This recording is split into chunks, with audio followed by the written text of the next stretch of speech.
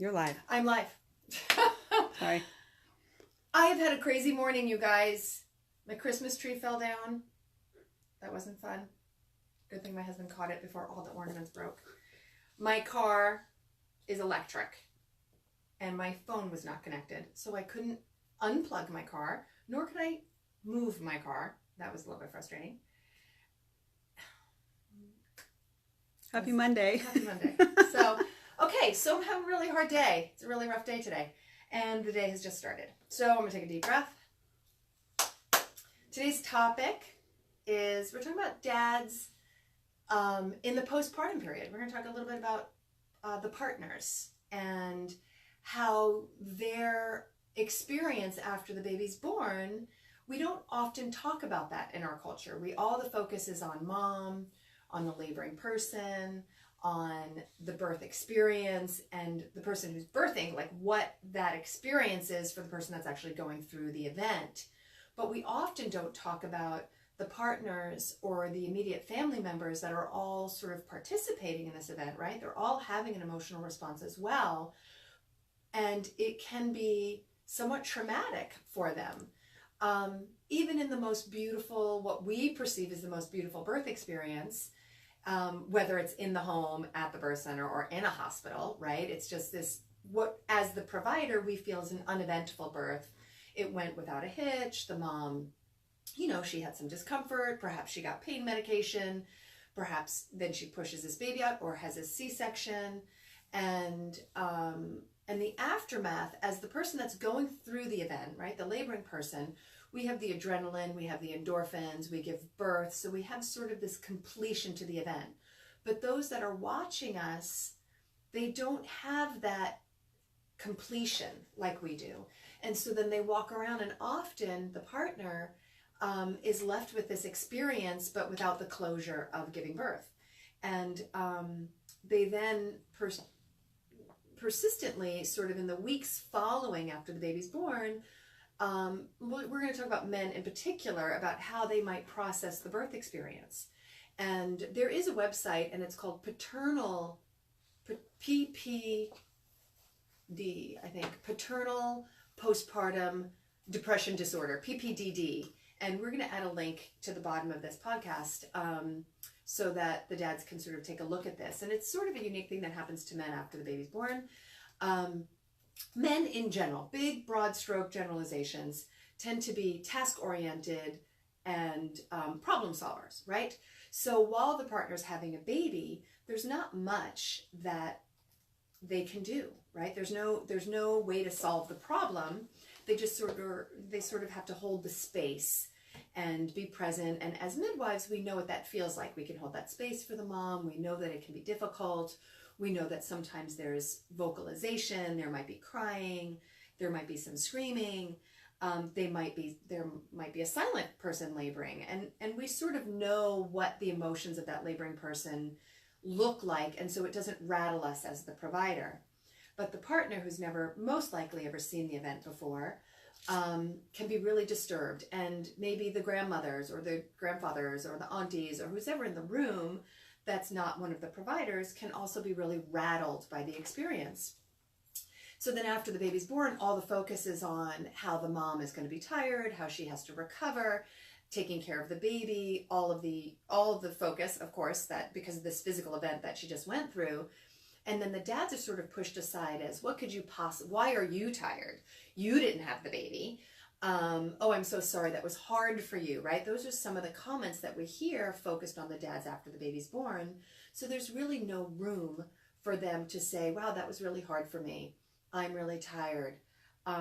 My back hurts from supporting you. My arms are really sore. My legs are sore. The physical stuff that they go through and the emotional stuff. So I just want to take a moment to acknowledge that in those postpartum weeks, dads, it's not uncommon to have a difficult transition, and there's not a lot of room for you to talk about it. So I encourage partners to give a little bit of space around that, so that you can hear them say, I'm tired, and it's okay to be tired.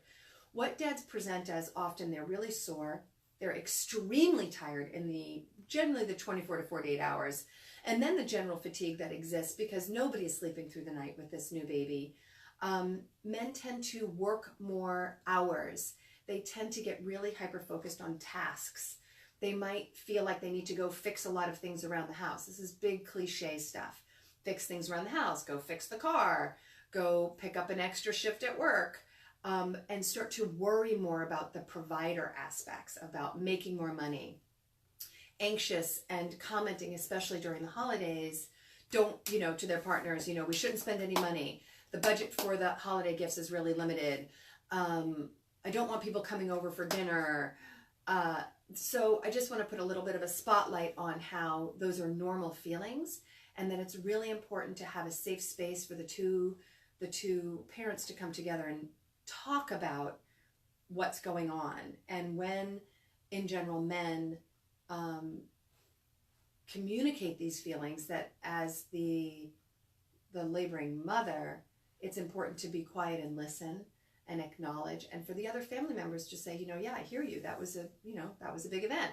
How was the experience for you? Do you want to talk about it?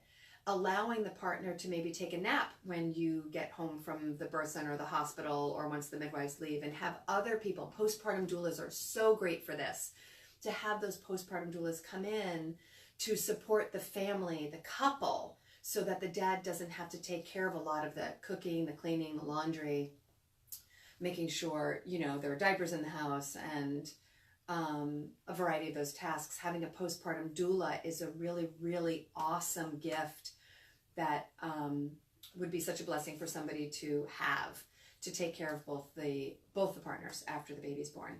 But there are resources for dads. It is a thing that happens. It's not a thing that we talk about often. I think I read a statistic today that it's as much as like 1 in 4 partners will have PTSD or paternal postpartum depression disorder.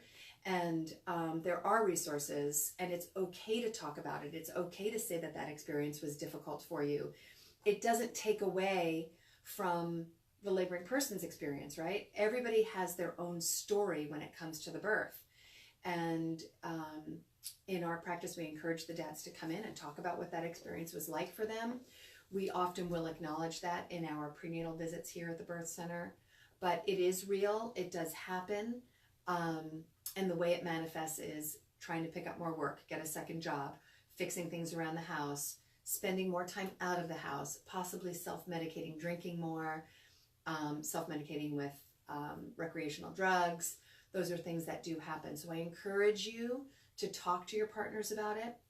I encourage you to, if you're a dad and you're having this experience, to reach out and see if we can find some support for you. It does exist. There aren't a lot of dad groups. We have mom groups, but it doesn't seem to work. The dads haven't been able to get one of those off the ground.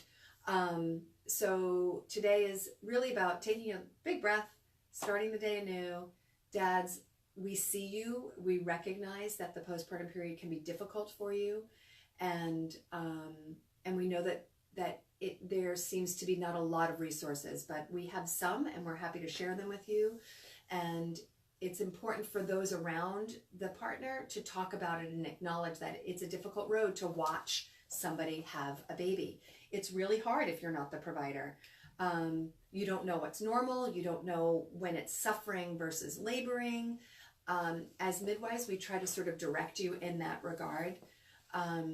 But we acknowledge that it's hard for you to see it. And really, not until like until Bradley, until like the 1970s, dads weren't even in the laboring room, which is interesting. And historically, men weren't in the laboring room.